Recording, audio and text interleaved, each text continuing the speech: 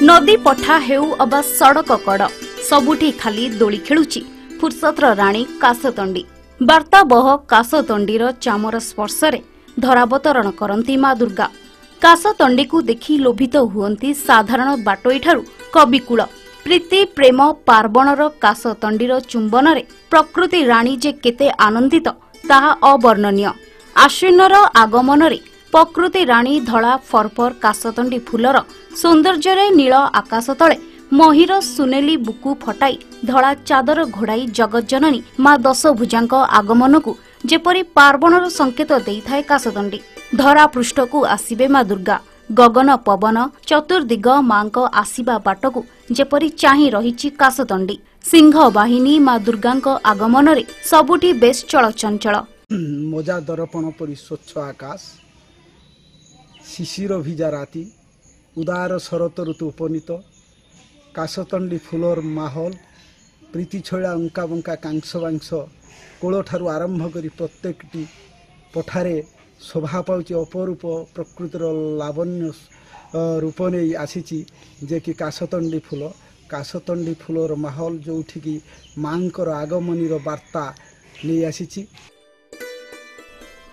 प्रकृतिर विस्मय तुषार धवल कासतंडी फूल शरतर प्रेम प्रतीक प्रकृतिर अनवद्य सृष्टि नई पठार साथी रास्ता कड़कू स्वर्ग भली आंकुथुबा श्वेत सारथी शीतर स्पर्श पूर्वरु हसुची कासतंडी रोमांचित करुची कासतंडी मांकर आगमनर संकेत दे पथिक को प्रेमरे पकाउची कासतंडी।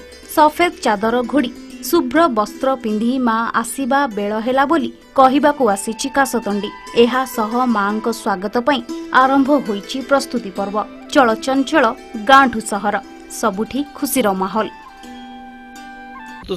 कासतंडीर कौन संपर्क अछि? ऋतुचक्र को विभाजित कले 6 ऋतु मध्य शरत होउचंती स्वतंत्र ऋतु जो ऋतु रे माने आकाश मार्ग रे जो चंद्रंकर ज्योत्सना अतीव रमणीय देखा जाती।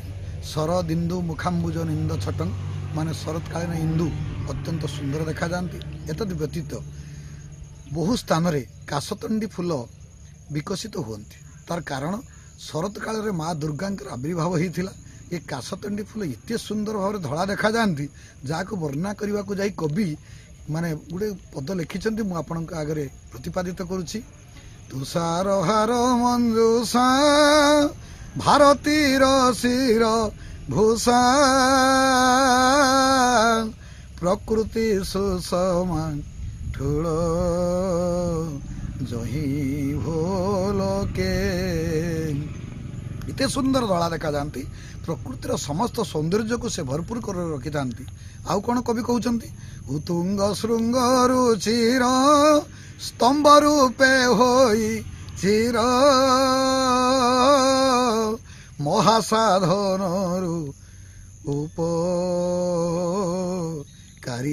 भोलके आघाते गर्जीवा रेखंड ढाले सुधा हसे शस्य श्याम भूखंड।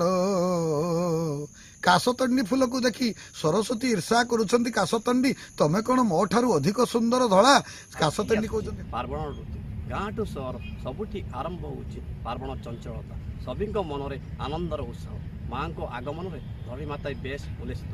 प्रकृति राणी जेपरी सजई गई नुआ परिधान माँ दुर्गति नासिनी दुर्गा को भेटिया धुआ पर कासतंडी फूल पुणी रवि सुनेली किरण भी प्रफुल्ल चित्तर अनई बसी मार आगमन। बालेश्वर जिला सररू Biswaranjan Mehra report MBC TV।